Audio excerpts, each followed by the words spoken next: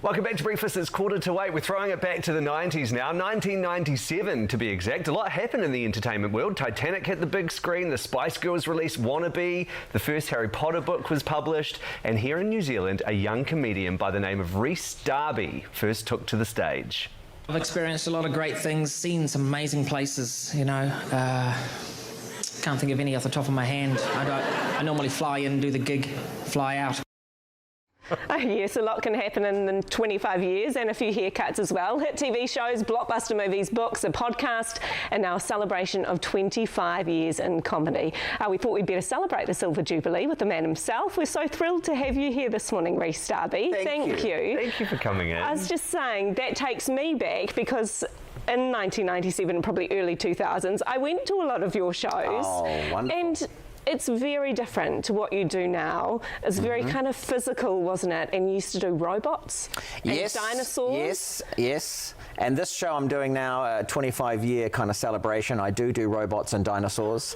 I was a lot more physical in the early days. I wanted to see whether I can still do a lot of that stuff. I was going to ask you that. Yeah. Was there a moment you thought, oh, how the knees, Rick? Yeah, a few years ago. And the last show I did, which was the Mystic Time Bird, where I did great impressions of different birds throughout the centuries.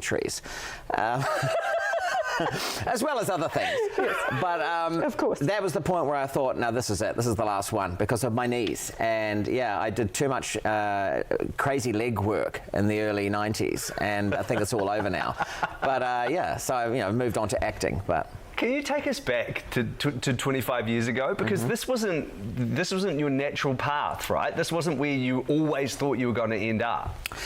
Yeah, I don't know. I thought back then, the world was my oyster and I could do anything. And the one thing I knew I could do well was make people laugh. I was always the class clown, but there really wasn't a vocation for that here then. And so I became a soldier. So completely different. It's blown my mind. Crazy to me. Yeah, well, okay, it's a long story, but I really like regimental things. I like putting things in order, and I like dressing up. And so those kind of things came together. You like to make the hospital sheets. Yes, yeah. And the stiff starch. It's something about my brain. I like the things structured, and I like the discipline that the military offered, and so I did it. And also the physical things. I like jumping around and hiding. Anyway, then I kind of went, this is really not going to be me forever. And I still made people laugh in there. And so they gently said, move on.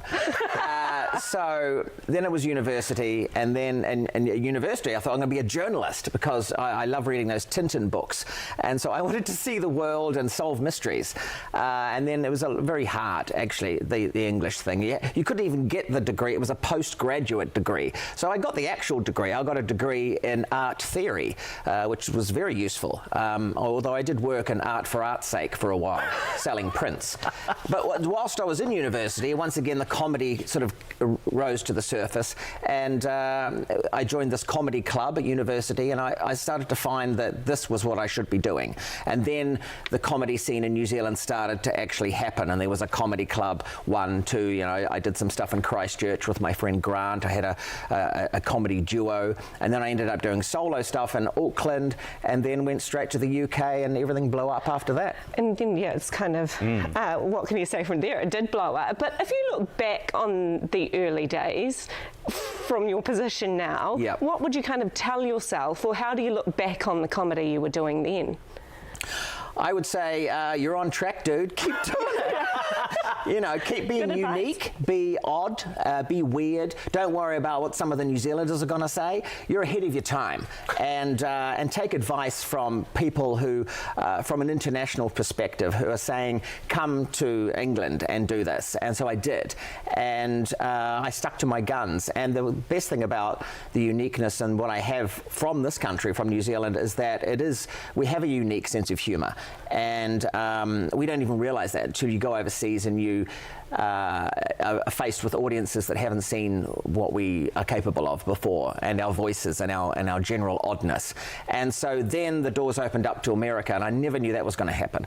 But that was through Flight of the Conchords, and then now I'm an actor. Can you believe that? I mean, obviously Flight of the Conchords really started it all, but the Kiwi sensibility, and it is unique, has had real push through into the mainstream now. And Flight of the Conchords kind of started all of that. Can you believe that our sensibility and sense of humour has been so well received overseas? I can when I think about it, because it's optimistic, you know, and it's we don't rely on pessimism. We don't sort of belittle anyone. We don't punch down. It's about us, and I think we're confident about our awkwardness. So we live in this beautiful country, and we're sort of happy, and we realise that this is a pretty cool place. So then we can kind of go inner and go, we're weird people, and so we use that as our humour. And so it's kind of a reverse confidence thing that Americans in particular find really interesting, because they say, why are you taking the mickey out of yourselves? You know, because we don't do that. And well, we do that because you laugh, and then it gives us confidence. You know, and so it's a funny kind of thing, but also, yeah, it's just non-offensive humour is really... You've lived in the States now for many years. Was that always the plan, or did you always think you'd come back? No, I thought I'd be in England. That's where I watched all the BBC comedies growing up, and that's where I wanted to be. I wanted to be in a sketch troupe, you know, over in the UK. America humour was, you know, second for me. I watched MASH and Cheers and things like that. But I thought it'd be in the too hard basket to even get over there. So once it did happen, and I got the green card and things, and then I found that they were so willing to accept me and all of my Darbiness, it became the place to be. And then Hollywood, obviously, was just the mecca of entertainment opportunities, and so I feel like I should be there. If you look back, Rhys, on 25 years, and you've done so much, hit TV show. I mean, our flag means death is doing so well at the moment. Blockbuster movies. You've got this podcast at the moment. What are you most proud of? The author. What am I most proud of? I think sticking to my guns and just keep going. You know, I do the stand-up, and I've maintained the ability to just be myself and not change.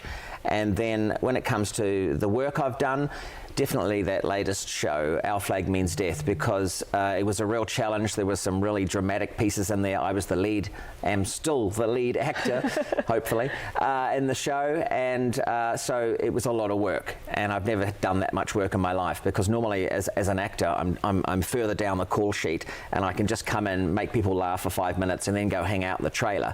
This time, I'm there all the time, and so it was a real challenge. And when I saw how beautiful it came out, I was very proud. Well, congratulations, 25 years. The tour starts tomorrow in Christchurch. Yep. You got a date in Auckland and a date in Wellington as well. Yes, absolutely. We could keep on going. We could, Rhys, we really but, could. Thank you so much for coming in with us today. We really appreciate it. Thank you. Right, it's time for a break now. And then speaking of breaks, Sam Calway might need some on his bike, and maybe a helmet as well, as he gives BMX a go at X Air. We'll see you shortly. With the music up, I wanna dance away these days.